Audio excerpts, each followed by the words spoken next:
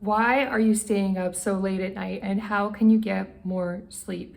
So, sleep might be the missing ingredient that's allowing you to lose weight. Sleep might be the missing ingredient that gives you your willpower so you avoid sugar. Sleep might be that missing ingredient that allows you to just feel better in a given day emotionally so you don't lash out or do anything that you might regret in your relationships. So, how can we get more sleep and why are we not getting enough of it? Well, our lives are so full and so busy, and I can relate to this. I am incredibly busy trying to write, create posts, create videos, and there was even a point in time where I worked two full-time jobs at the same time just to push through and pay a few bills that I needed to pay and stay on top of my finances. And that really messed with my health and my mental health at that time. So I recommend that you only take on as much as you can take on in a given day. Don't try to do too much. And the other trap is that when we're doing a lot, we want to watch TV or do something in the evening to wind down before we go to bed. And that's not necessarily a bad thing, except we might get caught up in the TV show and watch it for 3 hours and then miss 3 hours of sleep. If you want to wind down when you take a break and come back from working, you need to have a transition time. You need to decide that it's an hour that you watch TV or half an hour, however long it takes for you to get ready for bed. And even then, you want to avoid screens right before you go to bed. You want to do something to unwind because the screens actually feed your eyes blue light, and that can stop you from going to sleep right away when you're lying in bed. So try your best to wind down at the end of the day and get as much sleep as you can, because once you lose sleep, there is no way to get it back. You can't just catch up on your sleep on the weekend. That actually doesn't work. You just need to get a proper night's sleep every single night, and you can't mess around with it. Most of us need to sleep during the night, and especially between midnight and 2. Majority of us need particularly that sleep as often as possible, unless you have that rare biorhythm where you're wired and you're literally awake at that time and you really can't sleep at another time. There are a few people that are wired that way. In that case, those are the perfect people to work night shift. But most of us aren't wired that way, and when we try to live that way, it really screws up our body and our health. So it's better to actually sleep properly during the night, during the hours of 12 and 2 especially. Make sure you're getting that at the beginning of your sleep, and then you'll have a really refreshing morning when you wake up. You have to tell yourself that sleep is really, really important to your health. It's not something to be skipped unless it's absolutely necessary that you skip it. Sometimes there is a situation where you have no other choice but to skip it.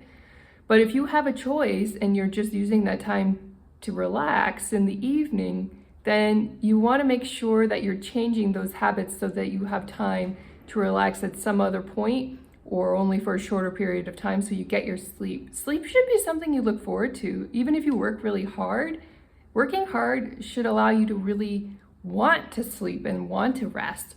So don't take it for granted. Make sure that you are getting enough sleep, however much sleep you need. Some people need more than others. Some people need the full 8 hours. Other people swear by only needing 4. It really depends on who you are as a person, but get the right amount that you need. And if you're still feeling tired and you lack willpower on less sleep, then try adding an hour more to see if that helps with your discipline and it helps with your mood.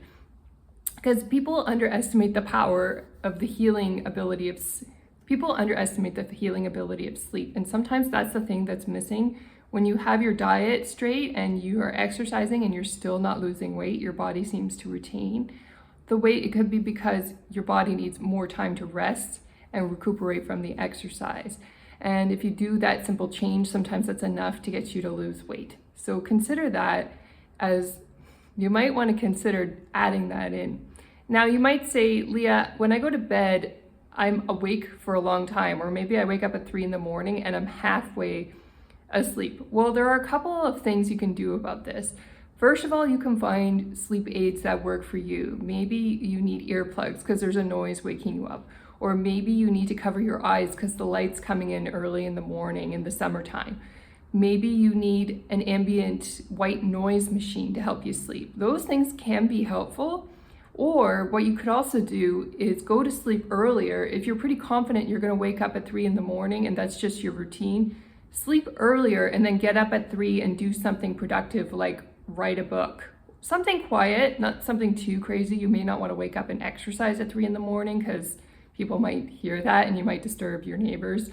But a quiet activity like writing your book that you need to get done, or if it's that time of year doing your taxes, whatever quiet work needs to get done, sometimes waking up at 3 in the morning and just getting it all finished can be really helpful for your schedule. And then you can sleep earlier in the evening to catch up and make sure you're getting the sleep that you need.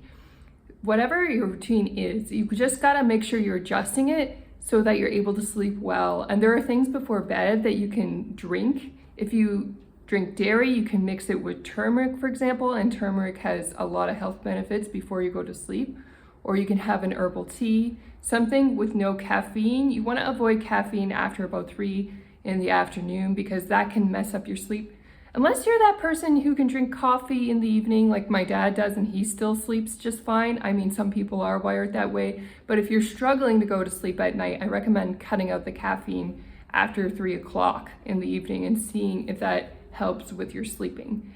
And also be careful about caffeine in general. You can have some, but don't over consume caffeine because that can mess with your sleep in general if you're over consuming it.